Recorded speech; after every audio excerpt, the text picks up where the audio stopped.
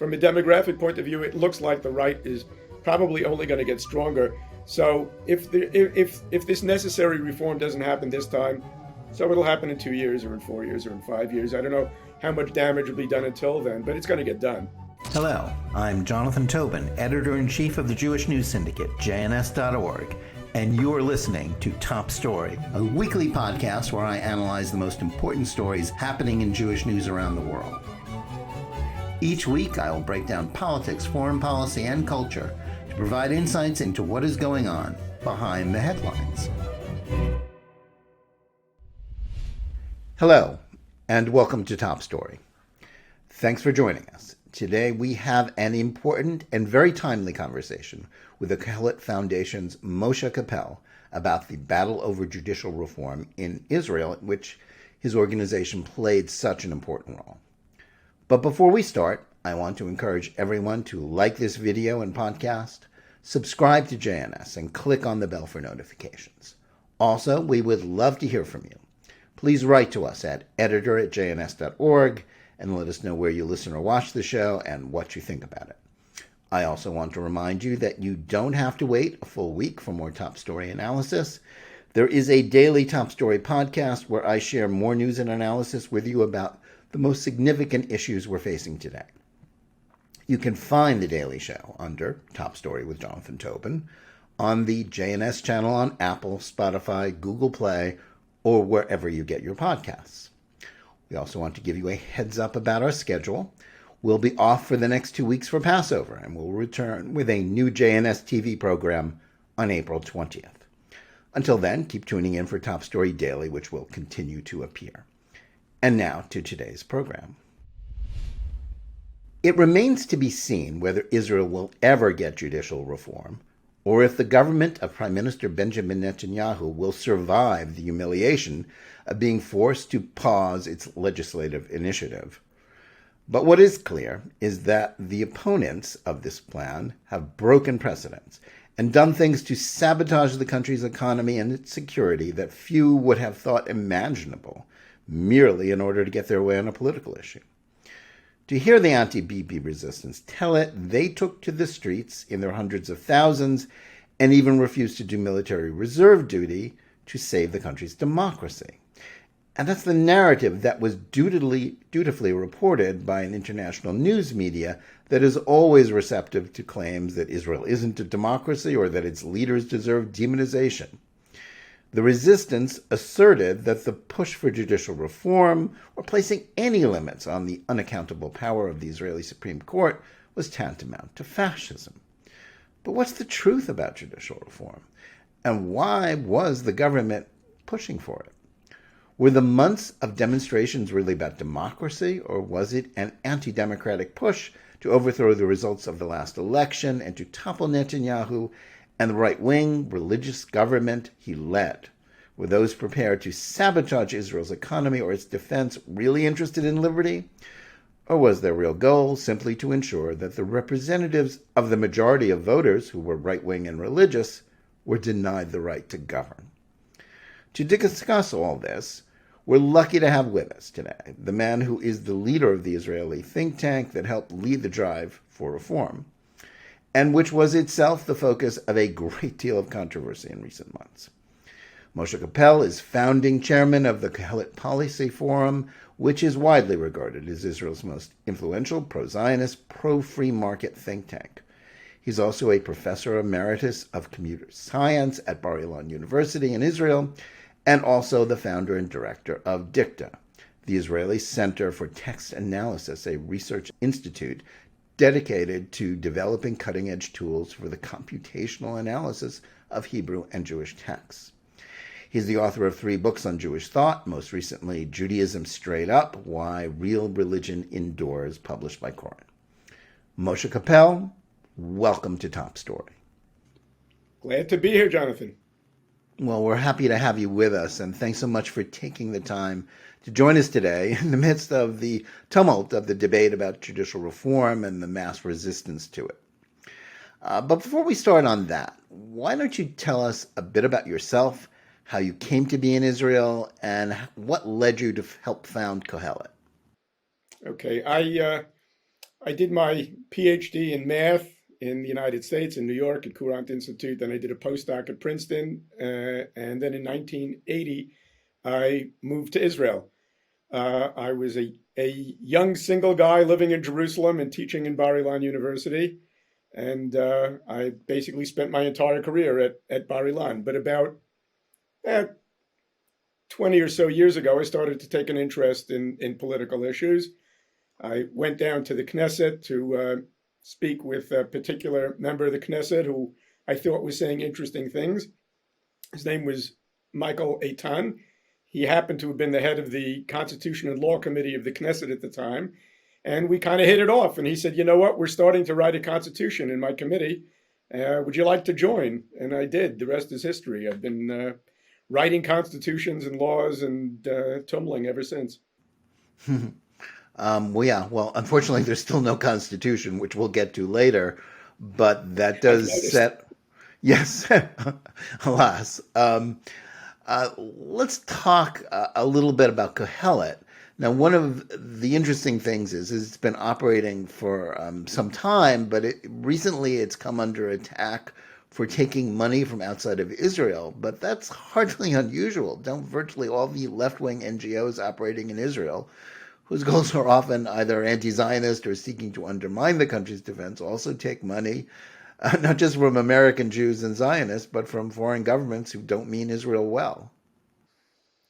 Yep, that's exactly true. I always ask people, they say, you take money from wealthy people in the United States, and I say, and they're right wingers too.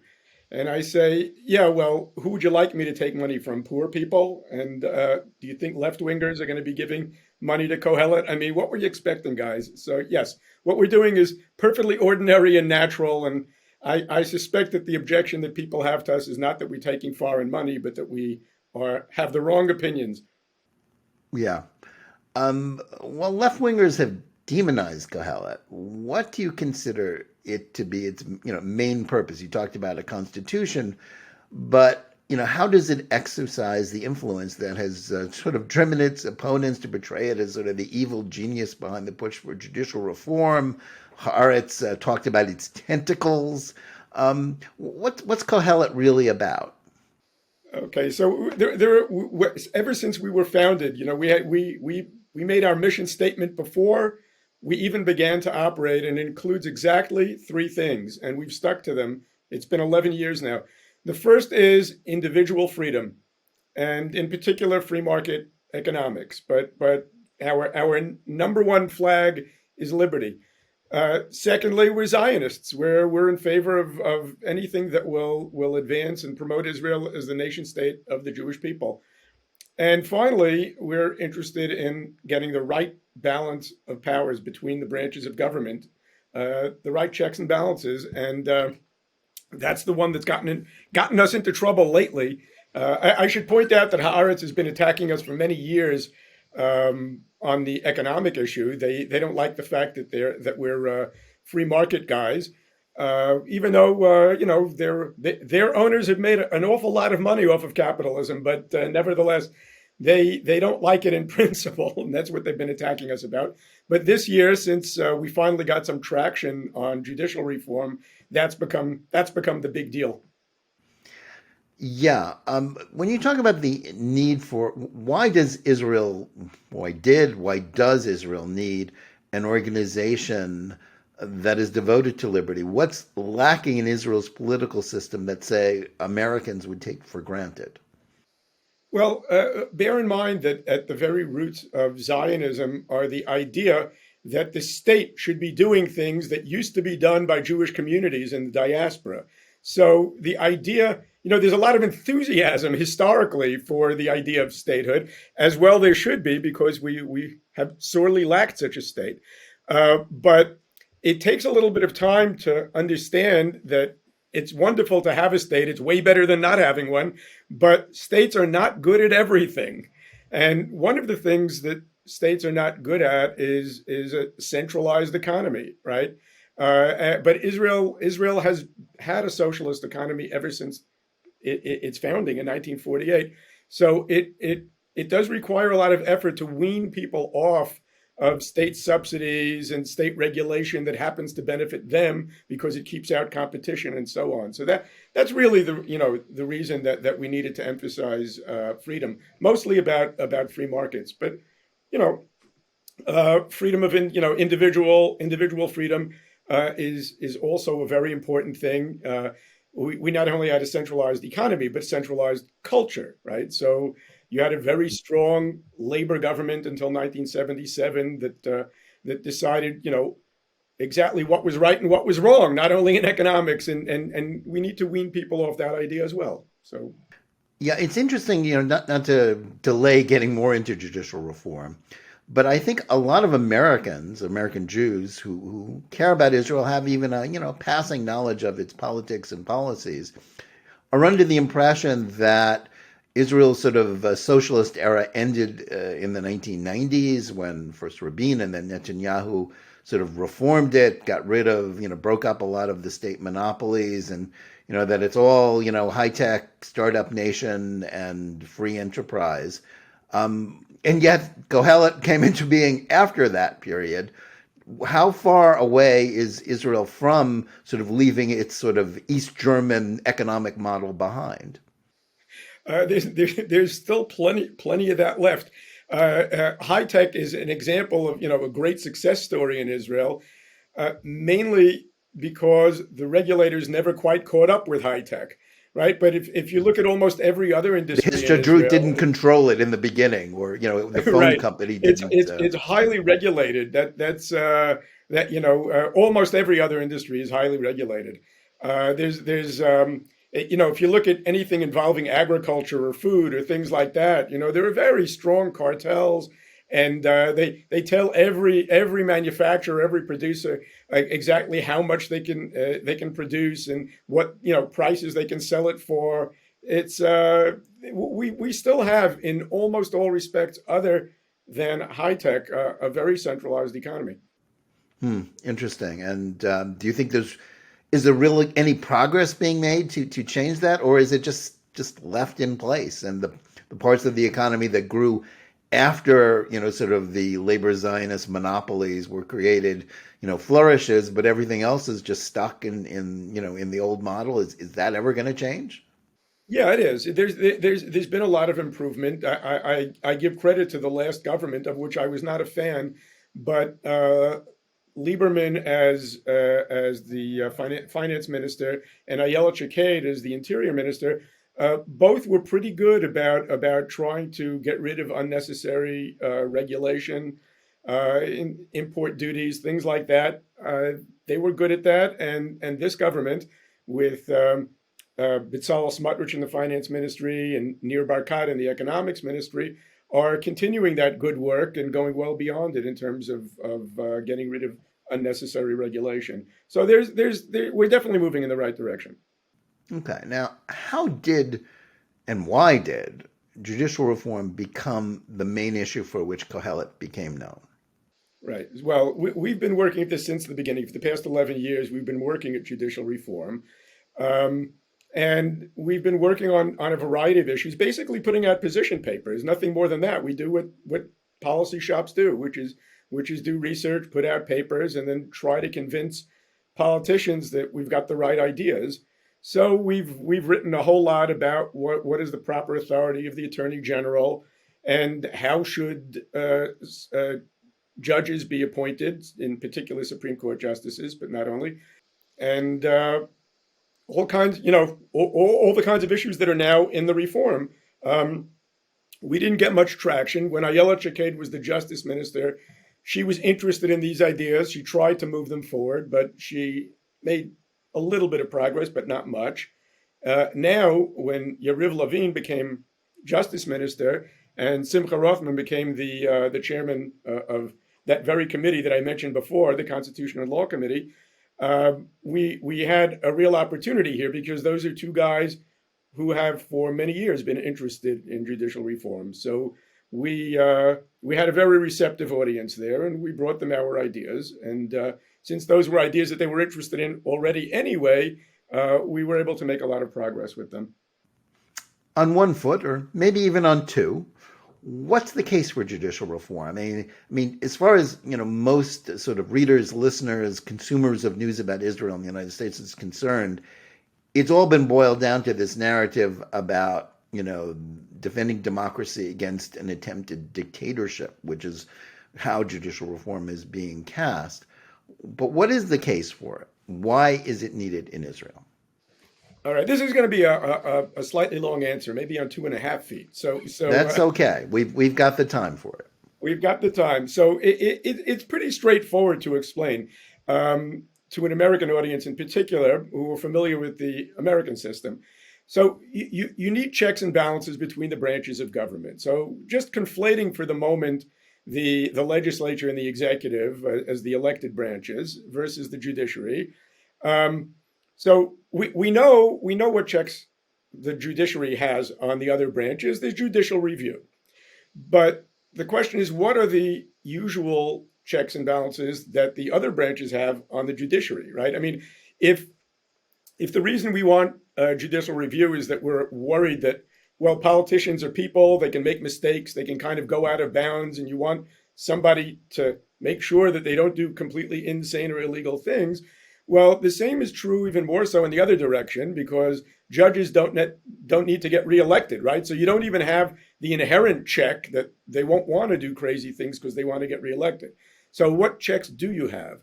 So typically, you've got the following. First of all, judges can't hear any case, right? They can't invite a case to court.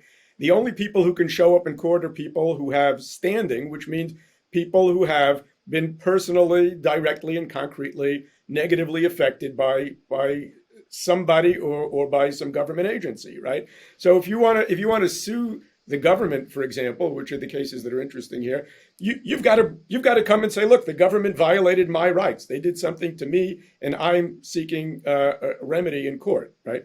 The second thing you've got that checks the court is they can't hear cases on any topics. Some topics are justiciable and some aren't, right? So something, an issue that the other branches of government are meant to deal with, it's within their proper authority, and for which the legal knowledge and expertise the judges have is not particularly relevant, right? Such as, well, making foreign policy or war or peace or anything like that. Well, the court's just not going to get involved. They'll regard that as not justiciable. So that's another limitation on how many issues the court can get involved in. And then furthermore, when the court does hear a case that might involve the constitutionality of a law, right? When they consider striking down a law, well, they only have one trick, right? The only way they can strike down a law is if it's not constitutional, right? So that's another limit. You can't say I don't like that law, right? You have to say that the law is unconstitutional, or else you can't strike it down. And finally, if they want to hear a petition against some administrative action, okay, no law has been passed, but some government agency has screwed me over in some way, and I seek remedy from the court. Well, the court can say, that administrative action is void for a number of reasons, but there's a limited number of reasons, none of which is we disagree with that policy. We would have made a different policy, right? So that, again, limits the court. It's got a limited toolbox, right? And then finally, above and beyond all these, well, how do you get onto the court in the first place? Well, in almost every Western democracy, the only way you get onto the court is by being appointed by some combination of the other branches of government, by the elected branches. So in some places, it's more the executive. In some places, it's more the legislature, but it's always some combination of them. So, people are familiar in the United States where the president nominates and the others, the Senate ratifies, right? And now, advises and consents, as the Constitution says. Now, in Israel, absolutely none of these limitations on the court's power exist. Zero. So to just take them in the order that I said them and rather quickly, first of all, Aaron Barak in a 1986 decision. Aaron Barak, you're going to hear his name a lot. So he was a justice on the Supreme Court for 27 years or so, from 1981 to 2008. He was the Chief Justice for most of that time. And in a decision, he started in 81. So in a decision in 86, he said, first of all, everybody's got standing in my courtroom, and second of all, every issue is justiciable, even matters of war and peace. So in one decision, it's known as the Wrestler case, it was a guy who sued the government because they don't draft Haredim into the army. And it had previously come to court before Barak's days and was thrown out on grounds that it was not justiciable and that this guy, Wrestler, who petitioned, had no standing. And in 86, Barak said, no, everything's justiciable, and you have standing in my courtroom. Everybody's got standing. So those two limitations were gone. And then constitutionality of a law, well, Israel doesn't have a constitution, but they have some basic laws. In particular, in 1992, they passed freedom of business and human dignity, two separate basic laws. In 1995, Barak announced that those laws were, in fact, Israel's constitution, whether they knew it or not, whether the Knesset intended it or not. And he was going to start striking down laws based on these basic laws, which he did. And now one could argue whether the language of the basic laws was such that one could, in fact, use them to strike down ordinary statutes. That's a debatable case. I'm willing to grant that it's, you can strike down ordinary statutes on the basis of these basic laws. But what happened in 2018 was that a basic law was passed, the nation state law, and then the court said, wait a minute, the court got petitions on the constitutionality of the basic law, the nation state law. And well, at this point, the court should have said, well, get out of my courtroom. That's a basic law, so it's part of the Constitution, right? By our own understanding of how basic laws work, it's part of the Constitution. You can't challenge the constitutionality of a chapter or a clause in the Constitution. That doesn't make any sense. But they didn't do that. They actually heard the case. They suggested that, in fact, they could strike down basic laws. They just decided in that particular instance not to strike down the basic law. And then finally, the limitation on what are the criteria that you can use, what are the grounds you can use in order to strike down an administrative decision. Well, this goes back all the way to 1981. Prior to that, there were very specific grounds. But in 81, Barak, who had just joined the court, was a brand new justice. And in a case called Yellow Pages, he struck down or ruled invalid a particular administrative decision on the grounds that he didn't agree with it, right? He said, well, you didn't weigh all the factors exactly the way I would have weighed all the factors. So all those are out the window. And in addition to that, as you know, this is not a decision by Barak, but a 1953 law. The judges are, in fact, appointed by a committee of 9, 3 of whom are sitting justices. Another 2 are members of the Bar Association. So it's non-elected people from within the legal establishment that actually appoint judges. And as a result, we have a very homogeneous court. Yeah. And, the point of your reform proposals is obviously to change that. Now, the argument you make seems unexceptionable to me. Why have so many Israelis rallied to oppose it? Is it really about the legislation, or is this about something else? Well, I try not to question the sincerity of my opponents, but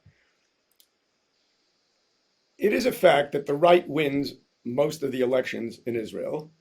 And it is a fact that when I say that the court is homogeneous, I mean to say that the court is almost uniformly progressive. So if you are, in fact, sympathetic to the progressive worldview, at least your short-term interest is to give the court as much authority as possible and to give the elected officials as little authority as possible. So the fact that the court is extremely powerful and gets involved in everything is something that is, exactly to the liking of Israel's progressives. So when they say that the proposed reforms, which are going to shift power from the court to elected officials, is undemocratic, what they mean to say is, well, it's likely to weaken the authority of progressives. Yeah, well, that seems pretty obvious. And yet that was translated into, seemingly national hysteria about dictatorship, theocracy, and that it was all, completely, is this completely unreasonable to claim that changing this would create dictatorship or theocracy? Where does that come from? Why is the sort of international conversation about Israel, not about the sort of technical, sort of legal constitutional arguments you've been making and which drove this proposal? Why is it about something completely else? I mean, is it just politics? I mean, where are they getting this? Well, um, as I mentioned, the Israeli right wins most elections here, as they have won almost every election since 1996. Um, but this election was different because in almost every case, it turned out that you needed a coalition that involved some of the old guard, some of the secular Ashkenazi left in one version or another, or at least those who were on the right but not particularly ideological, so that you could, that you could make deals. But this time, because Netanyahu and the Likud have been boycotted by all of the center left parties, right? Lieberman's party is boycotting Netanyahu. Gantz's party is boycotting Netanyahu. Lapid's party is boycotting Netanyahu, right? So the only possible coalition is a coalition with the religious and Haredi parties. So what you now have for the first time in Israel is you have a coalition consisting of 64 members, all of which are either Sephardi traditional Likud types or those identified with the national religious right, or Haredi parties. And when people on the other side look at this, they get really frightened, okay? Now, if you actually dig down and you know what these parties really want, in the end, you know that the main interest of Haredim is to be left alone. They're not really interested in converting the rest of Israel to their particular ideology. They want to be left alone. And the same is true, actually, for the others in the coalition. But, the fact of the matter is that people who are, members of the old elite just find them quite frightening. Okay, now it's true that sometimes Haredim and sometimes, the National Religious Party do put forward proposals that I, as, somebody who favors strong liberty and small government, also find less than ideal. Okay, and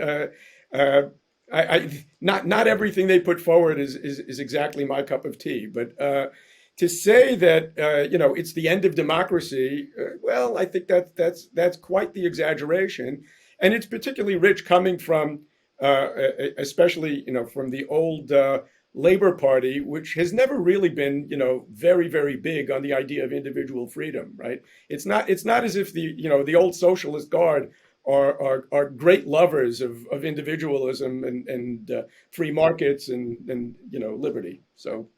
Well, that brings up an interesting historical point. You've explained to us how Chief Justice Aaron Barak sort of changed Israeli law, did it sort of below the radar. It didn't, there were no, there were no front page analysis stories in the New York Times about Israel's political system changing when he made these rulings, as there are now about the ideas that you're putting forward. What was Israel like before that? I recall, there was one incident recently when the actress Helen Mirren was in Israel promoting this new film that she's been doing, where she portrays Golda Meir, and she was claiming the right to comment about Israel because she had volunteered on a kibbutz in the 1960s, so that meant she understood it. And she said, well, Golda Meir would have been against this because she was for democracy and against dictatorship.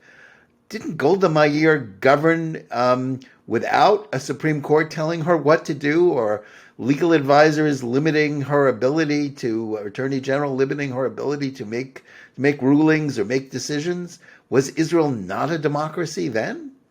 Right. So, so back in the day, not only did none of Aaron Barak's judicial revolution exist, and the country somehow managed. But interestingly enough, those were the days in which the government could decide that the Beatles could not visit Israel because they'd corrupt Israeli youth, or that you couldn't have a color television because somehow there was something not egalitarian about that, or didn't didn't quite satisfy the Ben desire. Gurion was against television altogether.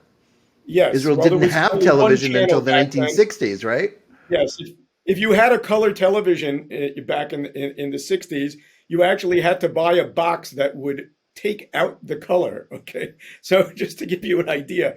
Now, the fact of the matter is, by the way, that the court's disrespect for freedom continues to this day. I don't need to reach back to the 60s to find crazy cases of the government overreaching in terms of individual liberty. I can come up to the present day and talk specifically about the whole legal establishment and the kinds of things that they do to eliminate to limit the freedom of Israel's citizens. So I'll just give you one example, which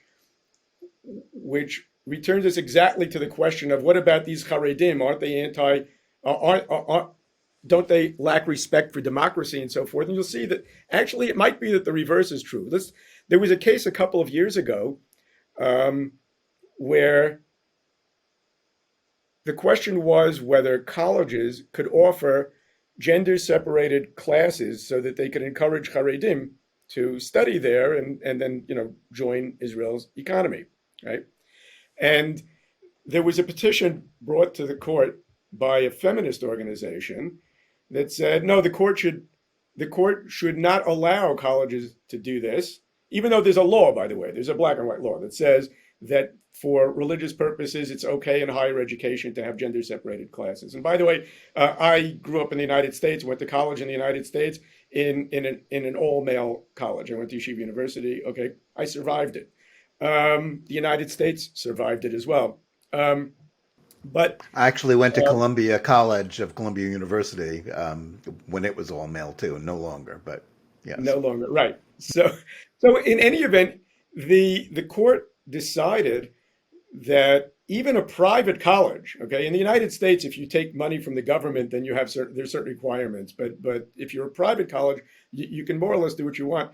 That even the Israeli Supreme Court decided that even a private college could not have separate classes for men and women, except in particular majors and for particular degrees. But anything beyond that, they weren't going to allow it, even though there is an actual law allowing it, because they said there's an ordinary statute that allows it, but there's the basic law of human dignity, and we've already found equality in dignity, and there's no separate but equal. Okay, here they're building on Brown versus Board of Education, which last time I checked is not actually an Israeli decision, but they liked it. And they said, and on that basis, we are not going to allow separate classes except in particular, a limited set of circumstances.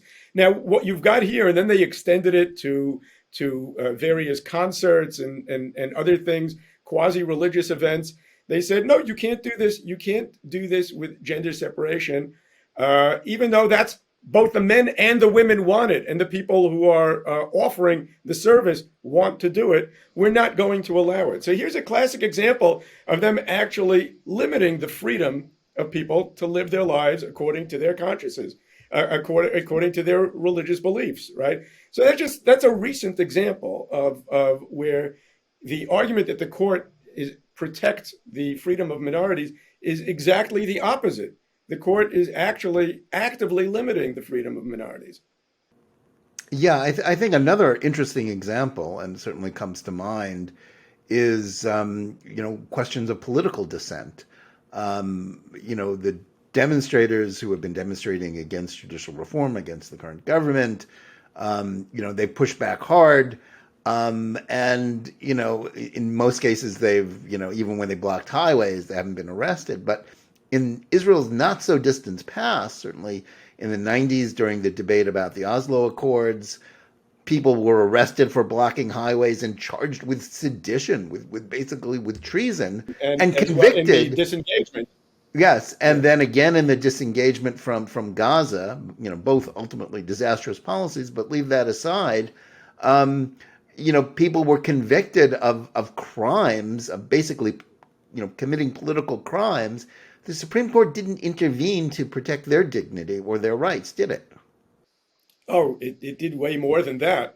In those days, the police were arresting people getting on buses 100 miles away from potential demonstration. There were kids, minors, who were thrown in jail en masse for being in the area where somebody had stepped onto the road and could potentially block the road. So the slightest infringement, right? If you block the road, then you were charged with reckless endangerment, not just with blocking the road, but with actually endangering people's lives. Now you watch the demonstrations in Tel Aviv, and you see people casually walking along the highway, with the police walking alongside them. So yes, it's certainly the case that that Israel's justice system is not treating the protesters from Oslo and the disengagement the same way that they're treating the protesters now, the same way they treated the protesters back in the day of Oslo and disengagement. It's quite outrageous to see, in fact. Okay. We're speaking only a day after Prime Minister Netanyahu said that he was going to put a pause on it. Basically, the country had been brought to a standstill. People refusing reserve duty. The Likud started to crack. The economy seemed to be in danger. I mean, the opposition was ready to do anything, basically to sabotage the state in order to get their way.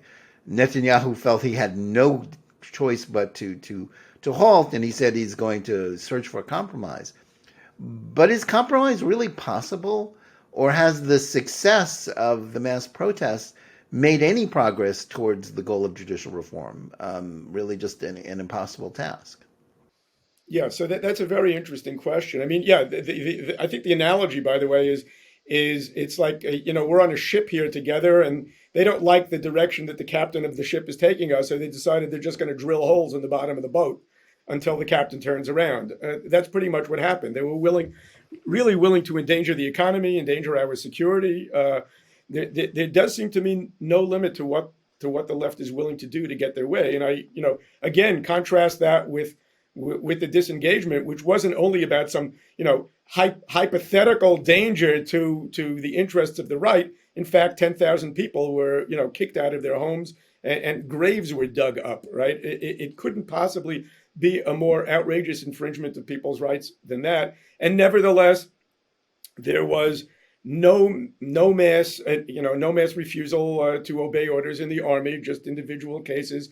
Nobody called upon Israel's friends in other countries to stop investing in it or to bring political pressure down on them. So this is really not a symmetric issue here at all.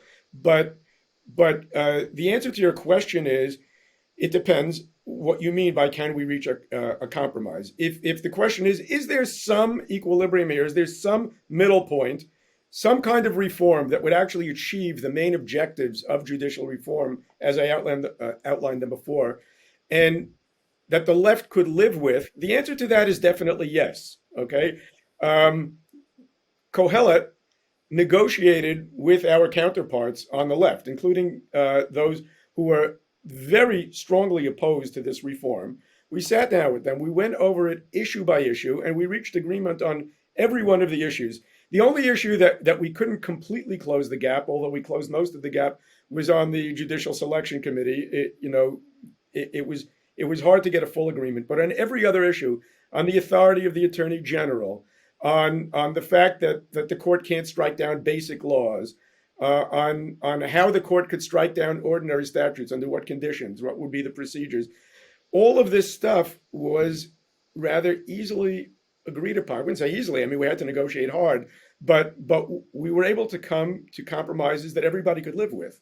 But the fact that a bunch of eggheads who understand the issues deeply can reach some agreement doesn't mean that the politicians are going to be able to reach agreement. The problem, of course, is that the left thinks that they've got this weapon at their disposal, right? If they don't get their way, they can always shut the country down. Given those circumstances, it's hard for me to believe that they're going to be willing to compromise very much. They'll just say, look, we're going to dictate the terms. If you go forward with any terms that are any less than those that we've dictated to you, we're going to shut the country down again, right? So it's hard for me to see how we're going to reach a compromise. By the way, it's also mysterious why this somehow ended up back in the president's house. You're talking about political parties that are negotiating on a political matter involving legislation. It should be done in the Knesset. There's no reason it should be in the president's house, and particularly after the president's colossal failure at making a proposal a couple of weeks ago. Speaking of President Isaac Herzog, who is now back into this mix. He's back in the mix, and it's quite mysterious to me why that is.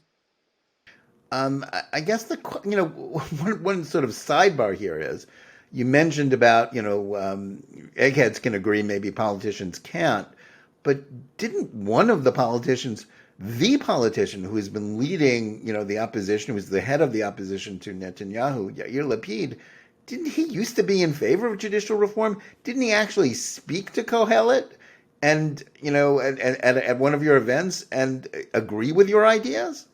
Yeah, speaking of Yair Lapid?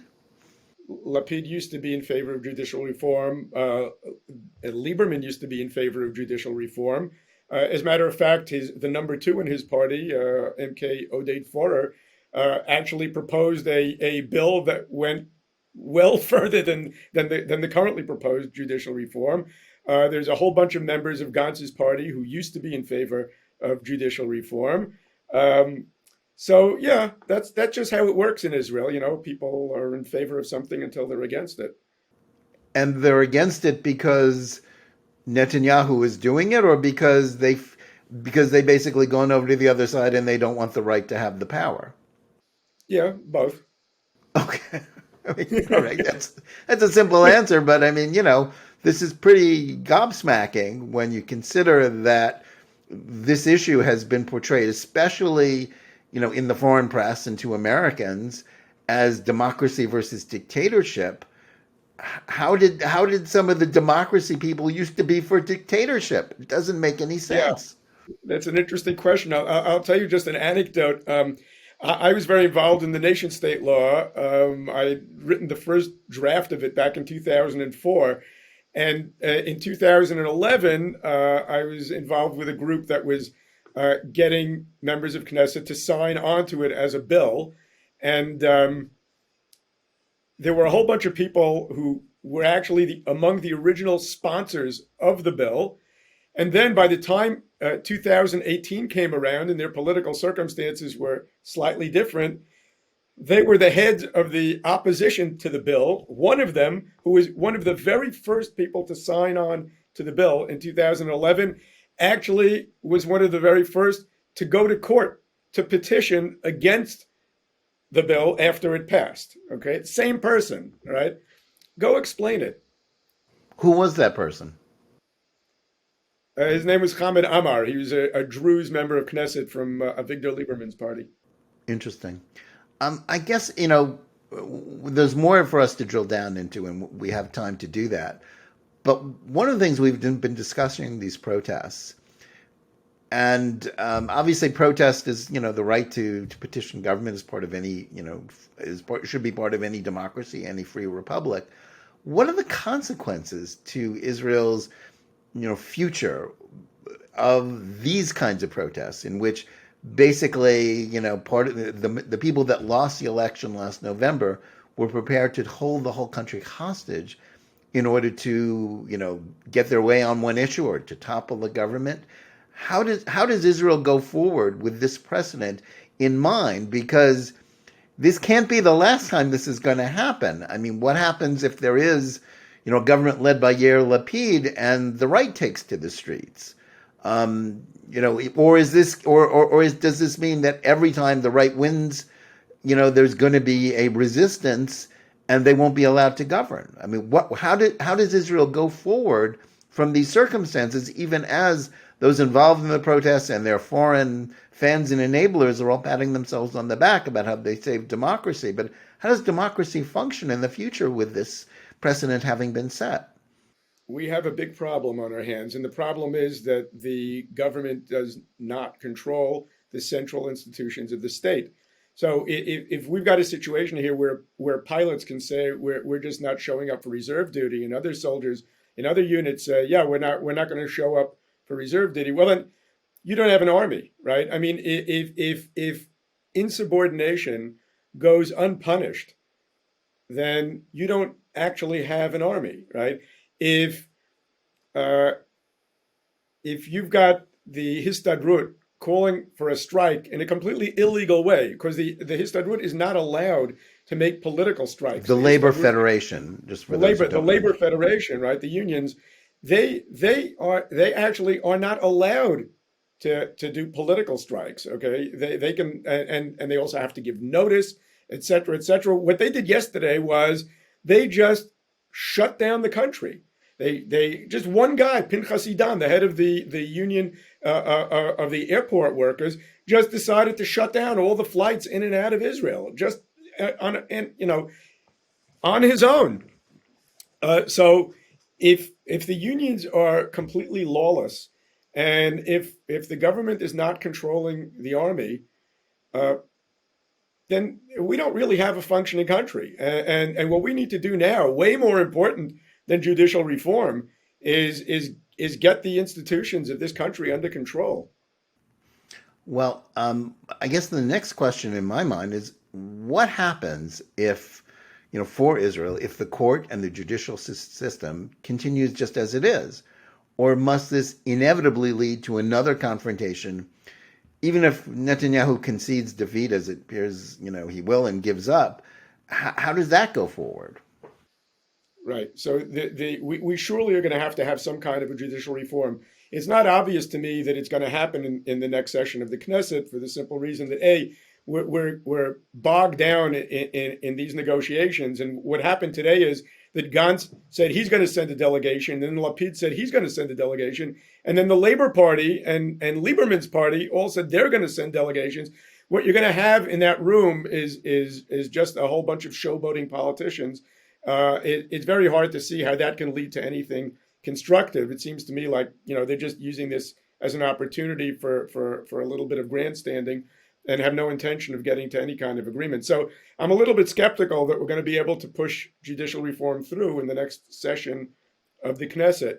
But look, the demographics are obvious. Okay, the right is getting stronger.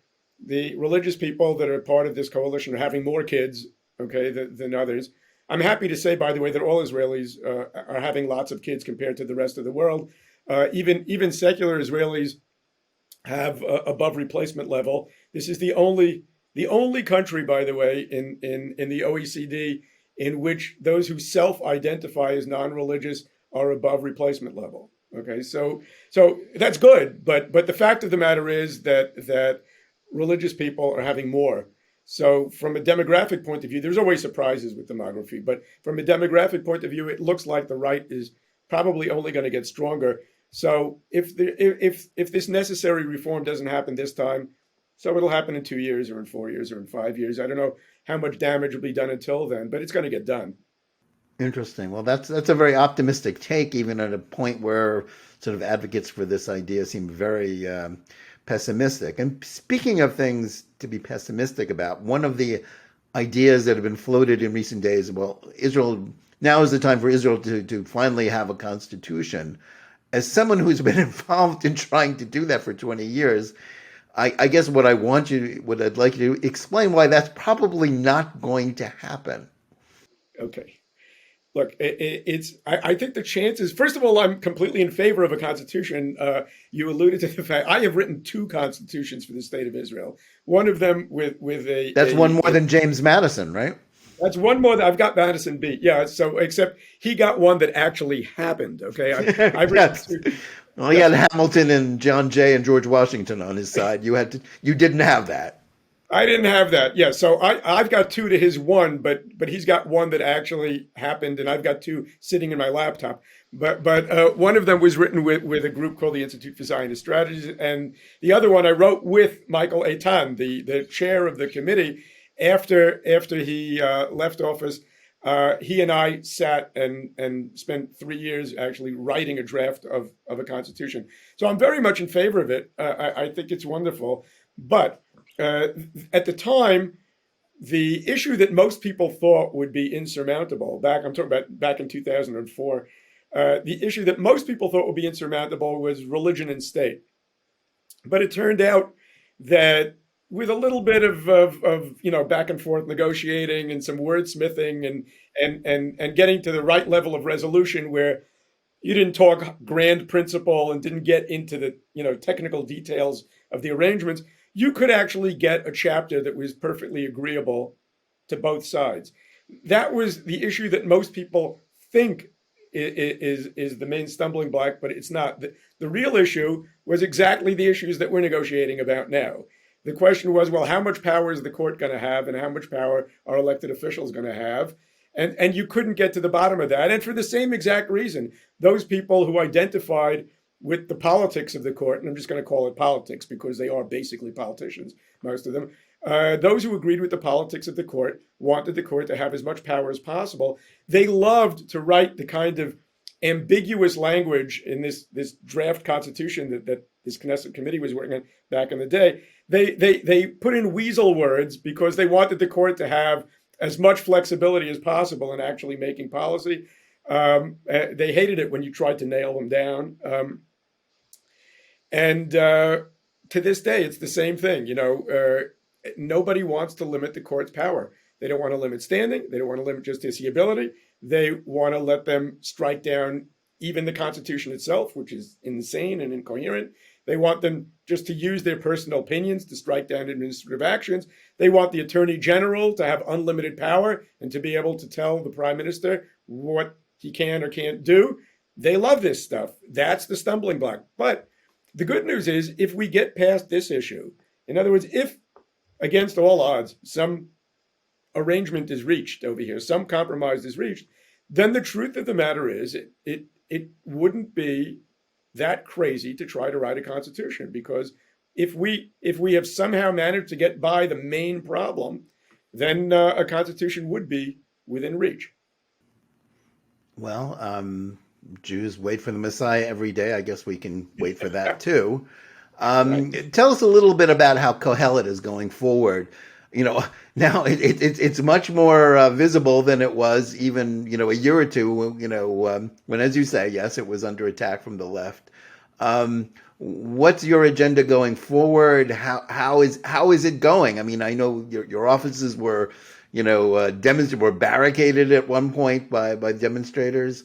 What's Kohelet's agenda going forward? And by the way, I was in the States last week, and there were demonstrations against me by Yordim people, former Israelis now living in the United States were demonstrating against me for bringing foreign influence into their country, Israel. Right. So ironies abound. Ironies abound. I've been in Israel for the last 42 years while they're bopping around New Jersey, but somehow they find me a foreign influence in their country because their grandparents must have been in the Labor Party. That makes you the lord of the country forever. So in any event, going forward, look, we're going to continue pushing judicial reform, but at the same time, and what we regard really as the same issue, we're going to be pushing for individual liberty. That's what we believe in, and we're going to be pushing for that. And I think these two issues go together. We would love to strengthen Israel's basic laws that are about freedom and liberty. The danger is, every time you you put something in there that sounds perfectly innocent, right? You say, well, human dignity and freedom, we want that, right? And then suddenly you discover that the court reads into equality that Haredim can't sit in gender-separated classrooms in a private college, right?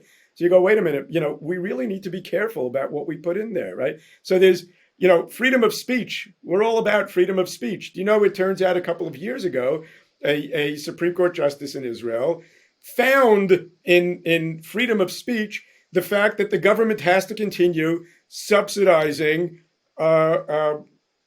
radio stations, right? It has to, because if you would stop subsidizing these radio stations, you would somehow be violating the freedom of speech of the broadcasters. Go figure, right? So not how the First Amendment is read in this country, clearly. So every time we say, guys, let's freedom of religion, freedom of speech, these things ought to be explicit in Israel's basic laws, and they're not, right? Every time you try to do that, somebody says, gee, where's the court going to go with that? You have no idea what kind of insanity, the court is going to find in there. So, but we're going to continue forging on, trying to find that, find that golden path there where we can maximize individual liberty and at the same time somehow limit these kind of creative interpretations by the court. Well, Moshe, thanks, so much for joining us today. Good luck with that struggle. I know we'll be hearing more from you and from Kohelet going forward. And thanks for giving us an inside look at what's been going on in this very important issue. We also want to thank our audience. Please remember to tune in every day for Top Story Daily Edition. And whether you're listening to us on Spotify or any Apple, Google, or any of the other podcast platforms, or watching us live on Facebook or Twitter, or on the JNS YouTube channel, or on JBS-TV, please like and or subscribe to Top Story. Click on the bell for notifications. Give us good reviews. Please write to us at editor@jns.org and let us know where you listen or watch the show and what you think about it. And again, the JNS-TV program, which you're watching now, will be off the next 2 weeks for Passover, but keep tuning in for the daily program, which will continue until then. We wish you and your families a happy and sweet Passover holiday, Chag Pesach Sameach, and remember, keep reading and thinking for yourself, and we'll see you again after the holiday.